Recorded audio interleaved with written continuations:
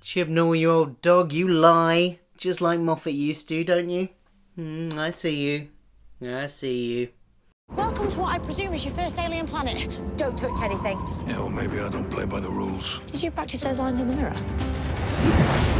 More on Chibnall's lies later in the video. I am disappointed that my framing of this video does not include what's on my t-shirt, because I got a new t-shirt and I want to show it off, so let's just quickly adjust this. Ta-da!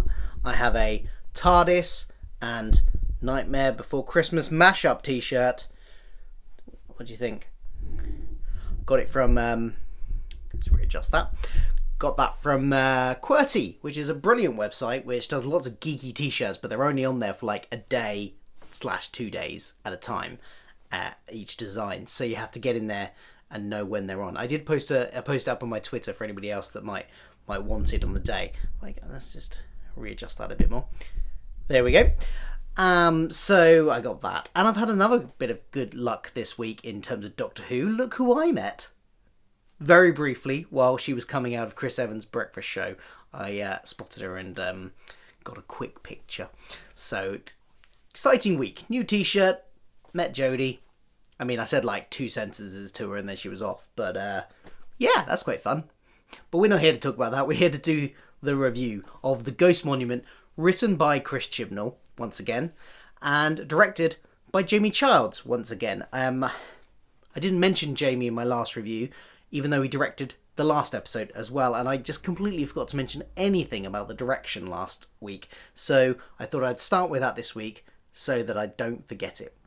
Because this new series is beautifully shot, and both of these episodes we've had so far have some absolutely stunning imagery to them. Obviously, they've upgraded the cameras, they've gone more cinematic with the wider screen format. It looks absolutely beautiful, but also the type of shots that Jamie's obviously very good and used to, I guess, directing in this format, because his choice of shots is beautiful. And you got some in this episode, you know, you've got the lovely vistas of the desert planet and the suns in the sky, and the way he's framed it is very beautiful, and some of the sweeping shots you've got overhead, I don't know if that's drone footage or crane, but they look beautiful. It's just very beautiful shots, so I wanted to quickly get that in there and say yes, it looks beautiful. So yay, Jamie, hope you'll be directing some more episodes. So that's made sure I'd covered the direction this time and not missed it out like I did last time. What else is there to talk about? Well, let's talk about that title sequence, because we got a card in on the title sequence this time. No pre-title scenes here, just straight in on that. They didn't give us a title sequence last week, and they made up for it by just going straight into it this time, and it is beautiful, I think. I love it. I love everything about it. Well, no, I don't love everything about it. I love it. It looks beautiful. I love the pulsing sort of ball of stuff, that it's purple stuff it sort of starts out with before expanding out. That's beautiful. And I love the way it kind of evokes the earlier sort of 1963 to early 70s look of the title sequences, with the kind of mirrored effects. So each half of the screen is kind of like a kaleidoscopy type effect in a way. Love that. That's beautiful. And I think the titles and the text and everything on the screen all interact with it. The way it interacts with it is lovely. I only lament its shortness. It's very short. I know that's the trend in title sequences these days. We're lucky to probably even get this. So many TV shows these days just have like a 2-second bit of music and the title appears, and that's it. Bar Netflix. Netflix do some good title sequences still, but broadcast TV doesn't tend to these days, so I suppose we're lucky to still get at least this. Oh, and the theme tune, of course. The theme tune, we heard it a bit over the end credits last time, but we heard it a bit more clearly this time, and again, love it. It evokes the 1963 sort of aesthetic, not aesthetic, because that's seeing, and we're talking about hearing, but the 1963-ness of it kind of evokes that again as well. So love that. Absolutely brilliant. In fact, the music again is completely on point for this episode, just as it was for last week. I think I'm really liking the new composer's work so far. It's different, but also familiar, and it's different enough to make you notice and go, "Ooh, this sounds good." But it's still got it still feels like Who, if that makes any sense. Right, so let's talk about the episode. What did I like about it? I loved the sort of some of the character moments in it were really good.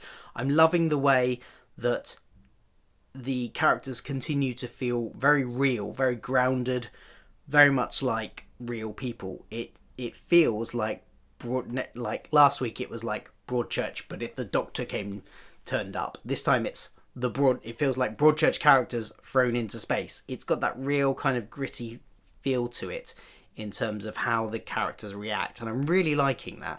I mean, just how they reacted when they awoke on the spaceship just felt so natural and real. It wasn't over the top. It was just real, and I really hope that continues in the episodes not written by Chibnall. We got some really nice moments, especially between Graham and Ryan. Again, they're obviously dealing with a loved one's death, Grace's death from last time, and there's a lovely moment where Graham tries to address that and tackle it, and just a really nice sort of character moment for them, and I think we're going to get a nice character arc for them throughout the series. Graham is still eager for Ryan to call him Grandad and still makes comments about that. Ryan still kind of wants to distance himself a bit from Graham, and I think that's going to be a really interesting relationship to develop. Yaz, on the other hand, is still very underserved by this episode, unfortunately. It's one of the downsides, I would say, to this episode. I mean, it might be passable if she gets a bit of development in the next couple of episodes, but I mean, they just didn't do much with her this episode, and I suppose this is the danger of having such a large TARDIS team. I love large TARDIS teams, but you do have to use them. And last week I think it was fine because it was very much Ryan and Graham's family story in a way, and this episode they are still dealing with that on an emotional level, so I can kind of understand them not focusing on Yaz a bit, but I think they really do within probably, I'm hoping next episode, but certainly within the next 2 episodes, really do something interesting with Yaz so that we get a bit of character development from her. Otherwise, she's going to really risk being the sort of weak point in this ensemble. We got like one bit of dialogue about her background, a little sort of almost throwaway bit about her family and how she doesn't get on with them, but it was very much in a kind of tell not show way, which, you know, storytellers aren't meant to do as much. I mean, I get why they needed to set it up. I think they could have maybe not focused on it so much and left it there to hang back. I suspect we might, if we don't get anything next week, we'll get some development from her in the episode where we go back to Sheffield.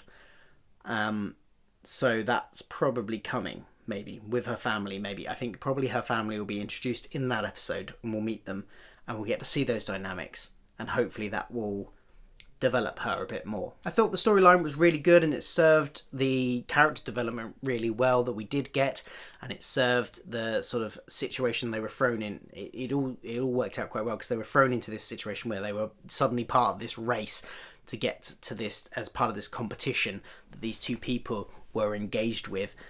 Splitting them up at the top worked nicely, but they got reunited really quickly, and then just having that constant, they went from one obstacle to another, and each time it required sort of ingenuity of some kind to solve, which kept the pace going, it kept the interest going, it kept us all on the edge of our seats. So I think that framing device of tagging along with that race, I think worked really well. Now last week I couldn't really think of anything majorly on the downsides of the episode. I can think of a few things this time, but they don't massively bring the episode down for me.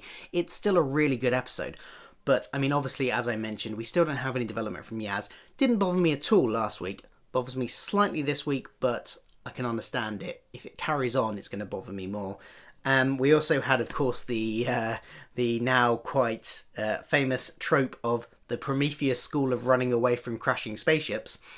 Why does nobody ever think to go sideways? And I thought the way in this episode they handled the Doctor's anti-gun stance was a bit... Although I didn't mind the Doctor's reaction, I think how she reacted was absolutely perfectly fine, but from a storytelling point of view, I thought it was a bit on the nose, I thought. A bit too on the nose, more than it usually is. Because, for starters, the Doctor's a bit of a hypocrite when it comes to guns all the time, because sometimes he uses them, he's used them in the past on occasion, but a lot of the time he's very anti-guns, so he's a little bit... I mean, I know that can be dependent on the personality they've regenerated into, but I think the episode and the writing made a big point to prove that Ryan was in the wrong for wanting to get the gun and go out and blast the things. I just think there could have been a better way that they could have done that, rather than him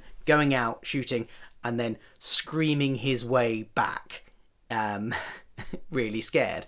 I just think there could have been a subtler way to address that. I'm not entirely sure how, but I think it was a bit too on the nose, I think, that bit. But that's really it for sort of negatives. Overall, it was a really good episode. I loved the challenges they came across, and I really loved, going back to how this video started, the element of story arcs that were introduced, because we of course got to find out that this planet was a weapons development facility, effectively, for the Stenza, who of course good old Tim Shaw was. Tim Shaw. Tim Shaw? Tim Shaw. Part of that race last week, and they've cropped up again here, and I don't think they would be doing that if there wasn't some kind of story arc. So all of that stuff ahead of the programme broadcasting last week of Chris Chibnall going, there are no story arcs, it's just going to be character development, stuff like that. I think it's rubbish. I think he's got a story arc, and I think it involves the Stenza. And is it Stenza or Stanza? No, Stenza. There's some kind of story arc going on there. They wouldn't have made it. They're gonna show back up later in some capacity, and there's possibly going to be other little drip feeds of mentions of them throughout the series. So, which I'm really pleased about. I'm glad there's that element, and I think they'll do it in a really good way, much like the 2005, the Russell T Davies era did it, where they kind of peppered things in, but you could really absolutely watch every episode and not even necessarily notice the story arc, but only like if you watched all of the episodes, you then connect the dots, but it doesn't affect your enjoyment if you just want to watch one. I think that's how they're going to do it, but I think there is going to be a story arc there. We also got that lovely hint of something that might end up being a story arc in what the fabric creatures said to the Doctor. The thing about the timeless child. I mean, very intrigued by that. It's certainly hinting at something from the Doctor's past that maybe she doesn't even remember. And we're meant to, obviously, I think we're meant to think that they're talking about the Doctor. Maybe they are, maybe they're not.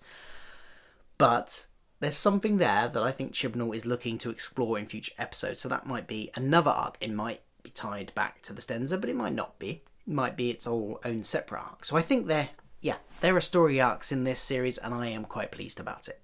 And of course I couldn't finish this video without talking about the TARDIS. I might do a whole separate video on the TARDIS, because back when the first images got leaked, the professional ones, I recorded a video reacting to them because I didn't know they were leaks. I thought they'd come from that day's release, Doctor Who magazine release. So I recorded a whole video, but before I got around to releasing it, I found out they were leaks, so I decided not to release it. So I might do a reaction.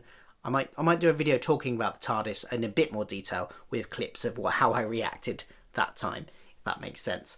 I'll see about that. But so I'm not going to talk it massively here, but overall, we got new TARDIS. There are bits of it I like, bits of it I don't like. I'm not sold on the crystal elements. I'm not sold on... it didn't look multi-layer to me, and I like a multi-layer TARDIS, and it didn't look multi-layer, so I'm a bit disappointed with that. I do like the fact that...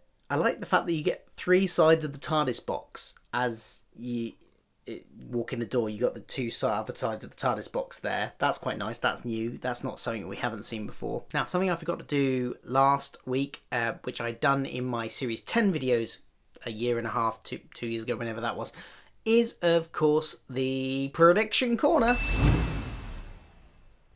Prediction Corner. I like to throw out some wild guesses of what might be coming. So my first one, I've got a few for this week. My first wild prediction, or not so wild, I think we might have an unreliable TARDIS again. I mean, we always had the odd occasion, even, throughout the Moffat era, we had the odd occasion where the Doctor didn't, steered the TARDIS slightly wrong and he ended up in slightly the wrong time frame or something like that. But on the whole, the TARDIS worked as it was meant to. But back when the show started, in 1963, the Doctor had no control over where it ended up, and that was quite a big plot point. And as Chibnall has said, and as we have seen, he's taken much inspiration from that 1963 series. We've got the three companions.